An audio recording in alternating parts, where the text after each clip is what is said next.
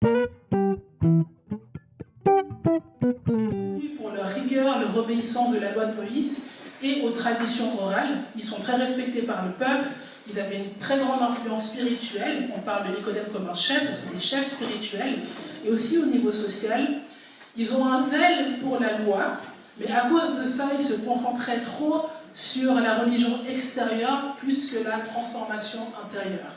Et donc Nicodème est représentant de cela, et par incidence, on peut dire aussi qu'il était quelque part spirituellement mort, n'est-ce pas? Parce qu'en tant que chef d'Israël, enfin chef religieux en Israël, il vient quand même rencontrer Jésus pour lui poser des questions qu'il était censé connaître, en tant que religieux. Et puis des fois, en tant que chrétien, du moins quand on s'appelle cela, peut-être à l'image un peu de ces Nicodèmes. On a des traditions. Parmi nous, on a des personnes qui ont grandi, je sais pas, dans l'église, qu'elles soient catholiques, protestantes, orthodoxes, évangéliques, peu importe. Mais on se considère de tradition, n'est-ce pas, comme Lucas l'a dit, la grande famille chrétienne, qui l'a étudié dans des valeurs de la foi, etc. Il y en a, on a développé des connaissances, on s'est renseigné sur la foi, sur la philosophie chrétienne. Il y en a qui sont respectés aussi pour ça.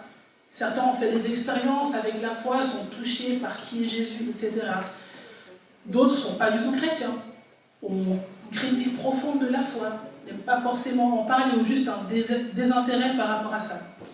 Mais malgré ça, Nicodème, avec son statut de chef religieux, chef des Juifs, il fait preuve d'humilité. Il reconnaît qu'en Jésus, au-delà de son statut humain, est un enseignant, qu'il a fait des miracles et qu'on ne peut pas contester ça. Donc par honnêteté de ce qu'il a vu, de ce dont il a été témoin, il reconnaît qu'en Jésus, il y a une réponse. Et ce qui est particulier, c'est qu'on voit qu'il va rencontrer Jésus de nuit, n'est-ce pas? Il ne vient pas la journée. Et pourquoi? Il a la pression. C'est normal. Les pharisiens en voulaient à Jésus. Ça les dérangeait que de voir qu'un homme venu de Nazareth imposait les mains aux malades, qu'ils étaient guéris, qui enseignait avec autorité, avec assurance, avec vérité. Et eux, depuis un peu plus de 200 ans, n'arrivaient peut-être pas à opérer dans cette dimension. Mais Nicodème avait perçu quelque chose. Et pour éviter la pression de ses pairs, la peur des hommes, il vient dans l'intimité rencontrer Jésus. Donc Nicodème, pharisien, on pourrait parler de nous, de certains d'entre nous, comme des chrétiens aussi de tradition, d'héritage, mais pas forcément de conviction. Alors si on va au niveau de la conviction, on va un peu plus haut, n'est-ce pas? Qu'est-ce que c'est qu'un chrétien de conviction? Est-ce que tu peux mettre le verset 2, s'il te plaît, donc la première slide? Quand Nicodème parle, verset 2, il dit « Maître, nous savons que tu es un enseignant envoyé par Dieu, car personne ne peut faire ces signes miraculeux que tu fais si Dieu n'est pas avec lui. » Donc malgré son héritage, son statut important, ses connaissances, tout ce qui va avec, il l'appelle « Maître ». Donc cet homme qui voit de Nazareth, qui a priori ne vient de nulle part, qui n'a pas le même héritage a priori que lui, en l'appelant maître, il reconnaît son autorité. Donc il développe une conviction que Jésus a le droit d'être maître, n'est-ce pas? Son humilité lui fait reconnaître qu'en Jésus, justement, il peut retrouver cette réponse. La réponse qu'il essaye de savoir. Et l'inverse serait malhonnête. Mais ce n'est pas suffisant. Quand quelqu'un fait des miracles ou opère dans des dons de puissance, est-ce que c'est forcément quelqu'un qui est rempli de l'Esprit de Dieu? Aujourd'hui, on voit beaucoup de choses. Des personnes qui opèrent dans des milieux occultes, des voyants, toute forme de style de magie, où des gens font ce qu'on pourrait appeler des miracles. Donc avoir la conviction, parce qu'il a fait des miracles, etc., que Dieu est avec lui, c'est peut-être pas suffisant au final. Du coup, dans leur discours, on arrive à la nouvelle naissance. Et là, on va parler du chrétien qui est né de nouveau. Et en parlant de cela, Jésus le présente à un nouveau paradigme. La nouvelle naissance. Et la naissance humaine, chacun d'entre nous, on est né des entrailles d'une femme, n'est-ce pas? C'est commun à tous. On a aussi une naissance spirituelle. Et Serge l'a bien dit, nous sommes nés pécheurs. Donc la marque spirituelle qui nous détermine en tant que, enfin tous spirituellement, c'est que nous sommes tous nés pécheurs. Moi j'ai 4 neveux, une nièce. L'aîné a presque 4 ans. Quand ils sont tous ensemble, c'est sport. C'est très très fort. Puis on voit que dès leur plus jeune âge, les enfants se bagarrent, se disputent, se mordent. Et souvent on dit c'est chou. Mais c'est chou parce que c'est des enfants. Et même comportement chez les adultes, c'est pas terrible. Donc même ce qu'on se considère comme chou chez les enfants sont des marques aussi du péché, qui marquent l'humanité, n'est-ce pas? Le fait de mentir, de cacher sa faute, n'est-ce pas? Qu'est-ce que tu as mangé? De rien, alors qu'il y a du chocolat tout autour de la bouche. Le mensonge, c'est pas très grave. En tout cas pour l'instant. Mais c'est la marque que l'être humain naît justement pécheur. Et donc quand on parle de naissance nouvelle, d'une nouvelle naissance, cette naissance spirituelle, c'est cette nouvelle naissance qu'on obtient au travers de Christ, n'est-ce pas? Et qui est la condition pour avoir accès au royaume de Dieu. Donc de prendre part à ses promesses et aussi d'aller justement vers la vie éternelle. Et Jésus va plus loin. Il détaille en 2 dimensions. Il dit qu'il faut naître d'eau et naître d'esprit. Enfin, ça prend une tournure, on peut dire un peu mystique. On se dit, mais de quoi il parle? Donc naître d'eau, qu'est-ce que c'est? C'est ce qu'ont vécu quelque part les 3 hommes ce matin. En tout cas, c'est l'expression de ce qu'ils ont vécu, qui s'exprime au travers du baptême. Le fait de se reconnaître pécheur, d'arriver à une certaine repentance et de se laisser purifier par l'œuvre de la croix, de l'œuvre de Jésus-Christ à la croix, n'est-ce pas? Un autre passage qui évoque cette dimension de naître d'eau, c'est l'histoire de Noé. Dieu décide, c'est marqué dans les traductions, en fait, d'exterminer toute la terre, n'est-ce pas? Mais le mot exact qu'on utilise pour exterminer, c'est en fait de purifier, de laver. Et il le fait par les eaux. Donc il abat un jugement sur la terre afin de la nettoyer de tout le péché. Et par l'arc-en-ciel qui se manifeste, il fait cette promesse que plus jamais il abattrait un jugement. Et le jugement qui devait peser sur nous, c'est Jésus-Christ qui l'a pris. Donc par le baptême, Lucas, tu es rentré dans l'eau, tu as renoncé à ton vieil homme, tu t'es identifié à l'œuvre de la croix, et en ressortant, tu vis cette nouvelle naissance. Naître d'eau. Naître d'esprit. Moi, aujourd'hui, je décide de donner ma vie à Christ, n'est-ce pas? Donc, je ne vais pas vivre de changement physique, j'aurai le même physique, pas mal, n'est-ce pas? Mais l'Esprit de Dieu va habiter en moi, n'est-ce pas? Et qu'est-ce qui fait l'Esprit de Dieu? Déjà, il nous amène dans une communion avec Dieu. Alors qu'à cause de la rentrée du péché dans le monde, nous avons été séparés de Dieu. Par l'Esprit en nous, cette communion, cette relation est restaurée. Elle est restaurée. Tu commences à être habité par les désirs de Dieu, tu aimes ce qu'il aime, tu détestes ce qu'il déteste, tu veux faire sa volonté. Dieu travaille ses fruits en toi, son caractère, la patience, la bonté, la bienveillance, n'est-ce pas? Il y a encore plein de choses, et aussi ses dons. Serge l'a dit, nous sommes appelés à être des témoins. Et donc pour être des témoins, il faut aussi les dons servent à cela. Cultive cela. Donc en résumé, ça veut dire que je me demandais si ça valait la peine de prêcher, vu tout ce qu'ils ont dit. Mais tu l'as très bien donné, Lucas, dans 2 Corinthiens 5, les versets 17 et un peu 18, il est dit, je le cite simplement, « Si quelqu'un est en Christ, il est une nouvelle créature. Les choses anciennes sont passées, voici, toutes choses sont devenues nouvelles. Et tout cela vient de Dieu, qui nous a réconciliés avec lui par Jésus-Christ. » Donc l'œuvre de la croix, c'est une œuvre de réconciliation. Quiconque vient à Christ est réconcilié avec Dieu. Tu vis une vie nouvelle. Il n'y a aucune personne ici qui a donné sa vie à Christ qui est pareil qu'avant. Même les gens autour de toi se demandent, mais qu'est-ce qui s'est passé? Quelque chose a changé. Parce que tu es mort à ta vie ancienne et remis à la vie en Christ. Est-ce que tu peux venir?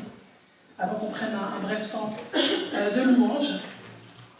Donc cette histoire avec Nicodème nous montre déjà que la nouvelle naissance ne vient pas du fait que tu t'appelles chrétien ou chrétienne, ou que ta famille ait été chrétienne ou chrétienne. Ça peut aider, ça peut nourrir le fait d'avoir grandi dans une famille chrétienne. Moi aussi ça a été le cas, n'est-ce pas? Donc mes parents étaient chrétiens, on allait à l'église, etc. Mais comme il a été dit aussi, c'est une décision personnelle. de reconnaître qu'on vit loin de Dieu et qu'on désire en fait être réconcilié avec lui. Et ce qui est fou, c'est qu'au verset 10, est-ce que tu peux avancer s'il te plaît, Pavel? Jésus avait répondu à Nicodème, tu es l'enseignant d'Israël et tu ne sais pas cela.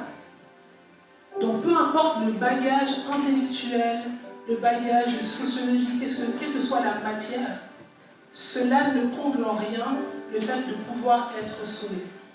Il n'y a rien que tu peux savoir qui peut t'amener au salut. Même le fait de vivre une vie morale, des fois on dit, mais si je fais le bien, j'irai au paradis. Non, ce n'est pas un mérite d'être sauvé. C'est vraiment l'amour de Dieu, recevoir sa grâce.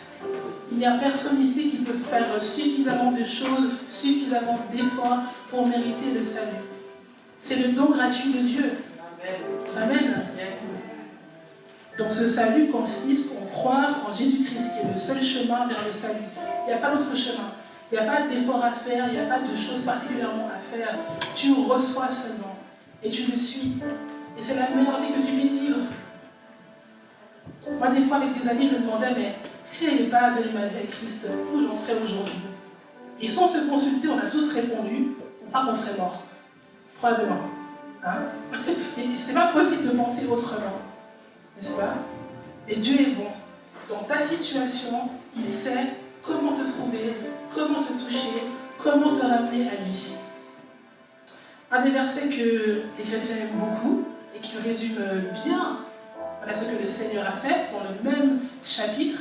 Je vais mettre la dernière slide de Pavel, de Jean 3,16, qui dit « En effet, Dieu a tant aimé le monde, dont c'est une marque d'amour le salut, qu'il a donné son Fils unique, son propre Fils, a été cloué à la croix pour nous, afin que quiconque croit en lui. » Donc c'est quiconque, c'est pas que des religieux, c'est pas que des intellectuels, c'est pas que des gens de basse classe, de haute classe, peu importe, c'est quiconque croit en lui, ne périsse point, dont tu n'iras pas à la mort, mais que tu as la vie éternelle.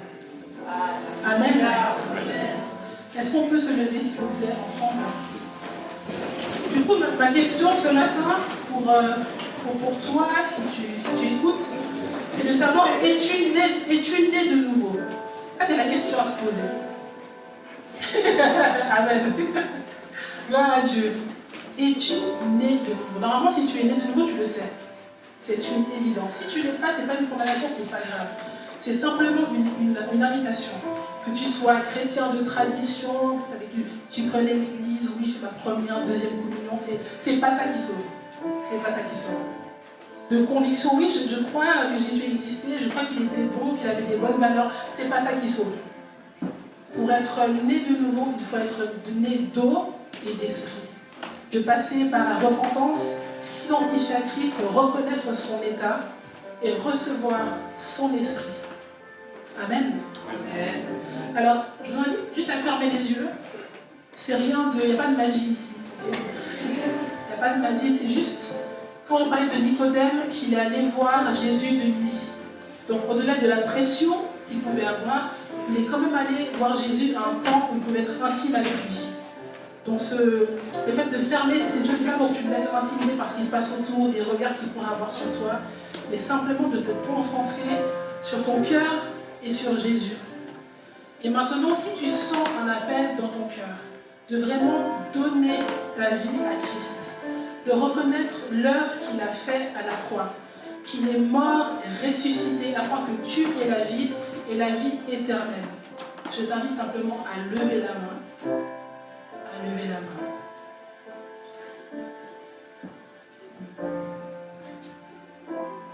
Gardez la main levée, ceux qui veulent faire ce pas, juste que je vois, n'est-ce pas? Les autres, gardez les yeux fermés. Respectez simplement ceux qui font ce pas-là. Alléluia. Alors que tu décides aujourd'hui de donner ta vie à Christ, je vais t'inviter juste à faire cette prière avec moi, puis chacun, on peut aussi les encourager là-dedans. Amen. Amen. Vous pouvez répéter après moi, Seigneur Jésus. Seigneur Jésus. Je reconnais que j'ai vécu loin de toi. Mais aujourd'hui, le salut rentre dans ma maison.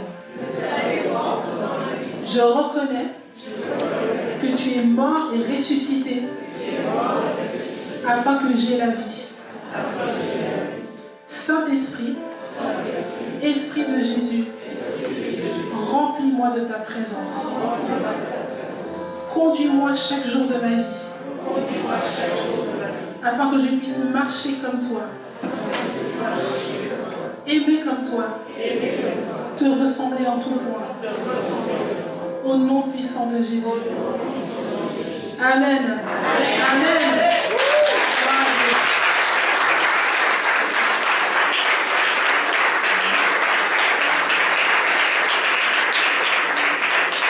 Personnes qui ont levé la main, ne partez pas trop vite à la fin du culte. Des fois, ça arrive, on n'arrive pas à vous réceptionner. Donc, venez simplement devant, on prendra un temps ensemble, comment aller plus loin. On va juste prendre ce temps. Et peut-être certains, pour nous, les temps de baptême, c'est aussi un temps où on se souvient d'où on vient. Des fois, on est tellement chrétien depuis longtemps qu'on oublie un peu d'où le Seigneur nous a pris. Et donc, on va prendre ce chant et prenez-le vraiment comme un renouvellement de votre alliance avec Jésus-Christ. Comme un couple, des fois, chaque 10 ans, 5 ans, 15 ans, ils renouvellent leurs vœux. Vivez-le de la même manière. C'est une alliance, une appartenance, un amour qui se renouvelle chaque jour. Amen. Que le Seigneur vous bénisse.